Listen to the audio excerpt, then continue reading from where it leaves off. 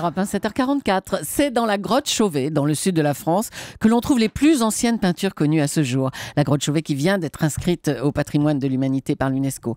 Jean-Hugues Manoury est une des rares personnes à avoir eu le privilège d'y entrer. Il est votre invité, Thomas, pour l'interview vérité d'Europe 1. Bonjour Jean-Hugues Manoury. Bonjour. Je voudrais vraiment, parce qu'on est un peu jaloux de vous, que vous nous emmeniez avec vous au cœur de cette grotte. Racontez-nous la première fois que vous y êtes entré. Qu'est-ce que vous avez vu? Qu'est-ce qui vous a impressionné? Qu'est-ce que vous avez ressenti?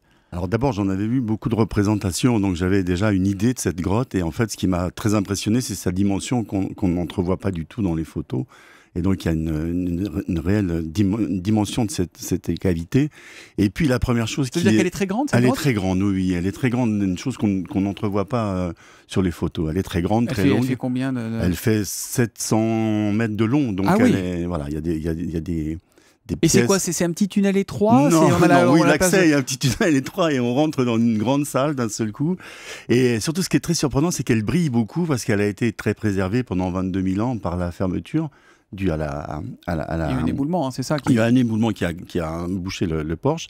Et donc, elle scintille beaucoup parce qu'elle est très préservée de la poussière. Donc, il y a beaucoup de concrétion qui scintille à la moindre lumière. C'est-à-dire que vous avez sous les yeux des peintures qui ont 36 000 ans et qui brillent. Ah non, ce qui brille, c'est toute la partie géologique. La particularité de Chauvet, c'est qu'elle est aussi une grotte géologique très, très active.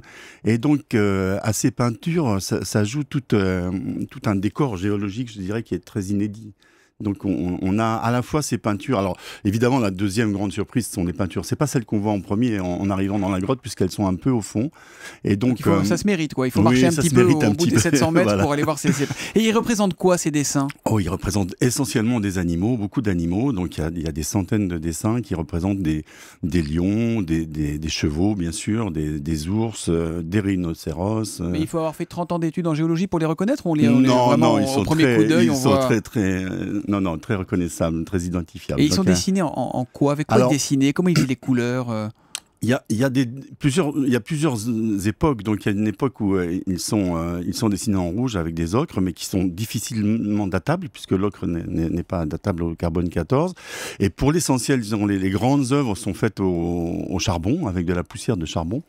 Donc on a encore les feux présents dans la cavité, on voit ces foyers qui ont servi à fabriquer cette poudre noire, qui est mélangée à une couche de pierre oxydée qui est molle.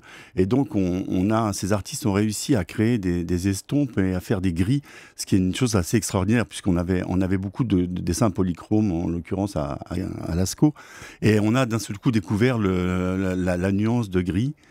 Et ce qui est fascinant, c'est surtout ces regards. Enfin, il y a une qualité de dessin de chacun des animaux qui sont des vrais personnages, avec des scènes très émouvantes de chasse, de séduction. Et pourquoi ils dessinaient comme ça sur les murs de la grotte? Non, on n'a aucune idée. Ils n'habitaient pas cette cavité. Les dessins sont très profonds dans la grotte, très loin. Les seuls animaux qui y habitaient en permanence l'hiver essentiellement étaient les ours. Les hommes habitaient peut-être dans le porche, mais en tout cas ce n'était pas un habitat.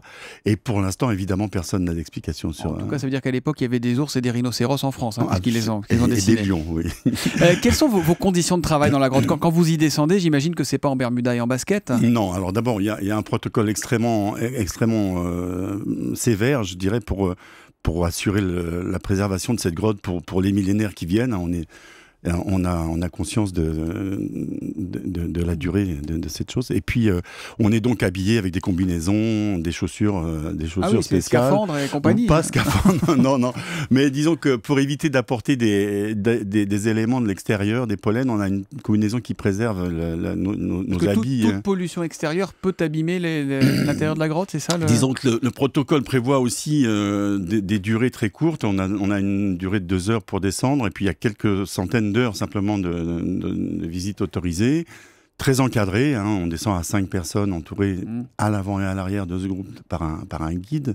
Donc on a une procédure évidemment de comportement extrêmement réglée. Jean-Hugues Manoury, si vous avez le droit d'y descendre et que vous nous rendez tellement jaloux ce matin, c'est parce que votre job c'est d'en construire une réplique de cette grotte. Pourquoi aujourd'hui on ne peut plus y aller? On a d'abord jamais pu y aller. Elle n'a jamais été ouverte au public parce qu'on avait tiré les leçons de Lascaux, je dirais, qui avait subi de fortes dégradations suite à la fréquentation du grand public. Donc, elle a heureusement été fermée le premier jour, c'est-à-dire qu'on a pris conscience de ce trésor. Donc on l'a découverte il n'y a pas longtemps, c'est en 94. En 94, il y a une vingtaine d'années. Et donc, elle a tout de suite été préservée. On a préservé tout de suite les sols, mis en place des passerelles pour éviter d'abîmer les sols.